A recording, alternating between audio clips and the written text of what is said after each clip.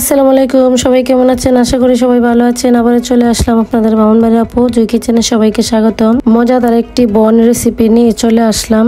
চলুন দেখি। এখানে আমি 1 কাপ আগে থেকে জাল করা দুধ নিয়ে নিলাম। 1.5 চামচ ইস্ট দিয়ে দিলাম। দুধ কিন্তু হালকা গরম দুধ হতে হবে। তারপর একটি ডিম দিয়ে দিলাম, অল্প লবণ দিয়ে দিলাম। এখানে 4 থেকে 5 চামচের মতো চিনি দিয়ে দিলাম। মিষ্টিটা যার যার পরিমাণ মতো দিবেন। 2 কাপ ময়দা দিয়ে দিলাম। 2 কাপ ময়দা দিয়ে কিন্তু হাত দিয়ে এইভাবে সফট একটা ডো তৈরি করে নেব। তারপর এখানে রান্নার তেল দিয়ে দিলাম 3 চামচ, দিয়ে কিন্তু হাত দিয়ে ভালো করে ডলতে হবে।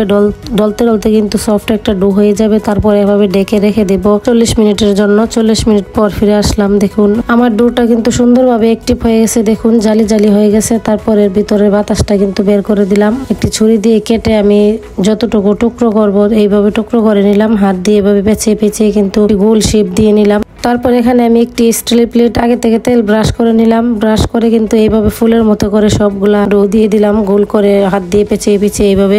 একদম সহজেই কিন্তু এই মজাদার বন বাসায় বানাতে পারেন। এইভাবেই কিন্তু সবগুলা আমি এভাবে দিয়ে দিলাম গোল গোল করে, কিন্তু সবগুলা বন দেওয়া হয়ে গেছে। এখন আমি রেস্টে রেখে দেবো 30 মিনিটের জন্য। ঢেকে রেখে দিলাম। 30 মিনিট পর ফিরে আসলাম। দেখুন ফুলে কিন্তু ডাবল হয়ে গেছে। তারপর এখানে আমি উপরে একটি ডিমের কুসুম নিয়ে নিলাম, অল্প দুধ নিয়ে নিলাম। নিয়ে কিন্তু রুটির উপরে ব্রাশ করে দিব। ব্রাশ করে দিলে কিন্তু সুন্দর একটি কালার আসবে। রুটির উপরে কিন্তু অনেক সুন্দর একটি কালার আসবে। এইভাবে দিয়ে দিবেন। আশা করি সবার কাছে অনেক ভালো লাগবে। ভালো লাগলে লাইক কমেন্ট শেয়ার করে দিবেন।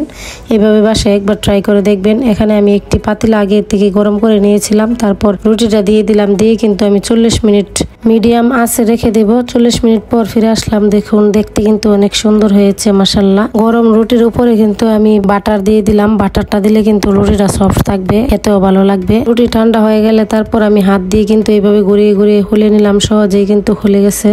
এইভাবে বাসায় বাচ্চাদেরকে রুটি বানাই দিলে কিন্তু আর দোকান থেকে কিনে খেতে হবে না। এভাবে বাসায় বানিয়ে ফেলবেন একদম সহজেই। এরকম মজা মজা রেসিপি দেখতে চাইলে আমার পেজ ফলো দিয়ে রাখুন। আর আমার ভিডিওটি দেখার জন্য সবাইকে অসংখ্য ধন্যবাদ। আজকের মতো এই পর্যন্ত। অন্য কোনো দিন অন্য রেসিপি নিয়ে চলে আসবো। এই পর্যন্ত সবাই ভালো থাকবেন। আল্লাহ হাফেজ।